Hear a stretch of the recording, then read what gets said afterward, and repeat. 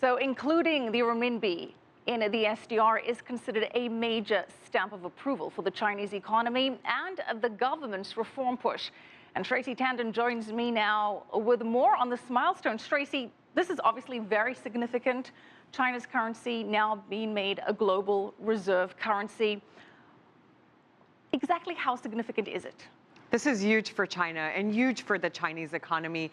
We know so far that the SDR has only ever been a basket of four currencies, and the US dollar, the pound, the yen, and the euro. In fact, the euro was only included back in 1999 when the euro itself was created. So really in the last 16 years, they haven't had any other currency join this elite club. And today the IMF has announced that China's yuan or renminbi is now a part of this group. So it's a lot of prestige here for China, but it's not just all prestige, Michelle. In fact, there's a lot of political and economic benefits as well to China joining the renminbi. Let's take a listen.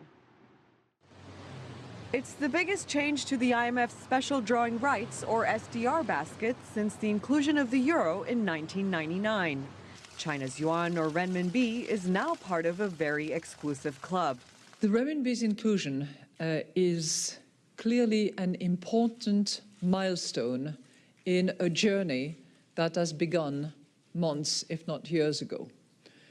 A journey which is a transition towards more market-driven principle of the macroeconomic framework of China. To join the SDR, a nation must be a large exporter, a status that China achieved a long time ago. They have more trade than any other country in the world. They now have a benchmark oil contract that they're trading in yuan.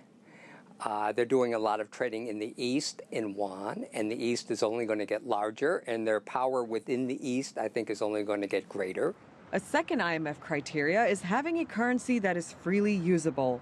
Over the past several years, China has executed many reforms to make this happen, like putting more yuan in global circulation. China has swap lines where other countries can access China's currency. China can access their other country's currency with about 25 different countries. It's gone from practically nothing in terms of world trade to being maybe the fourth or fifth most important currency. A reality the IMF is now recognizing in an official way. I think the number one thing for China is just prestige. It's very prestigious, on the global stage to be considered one of the reserve currencies. It shows that China is moving towards a more flexible currency and is accepted by the world economy as a major leader. Effective October next year, the yuan will officially be a part of IMF's SDR basket. Each currency in the basket is given a weighting. The yuan will have a weighting of 10.9%, slightly higher than the Japanese yen and pound sterling. So China's inclusion in the IMF's SDR basket certainly gives China this sort of crown of official de facto currency reserve status. But really the stamp of approval by the IMF is also going to help China move gradually towards becoming a more global and a more international currency, which is something that the Chinese have been working on for a number of years as well. Oh, absolutely. Definitely considered a top priority and an achievement. So now, Shraysi, central banks are obviously going to need to add some RMB into the mix, but very few of them match the SDR weighting dollar for dollar, pound for pound. What are our expectations now from global central banks? So you touched upon a very important point here, which is really what's going to be one of the big economic benefits to China, and that is greater usage of the yuan or renminbi and more demand for the currency as well. Many of the economists I've been talking to certainly say that yes, over the next few years, we're going to see central banks, international organizations, and governments have greater quantities of China's currency in their foreign exchange reserves.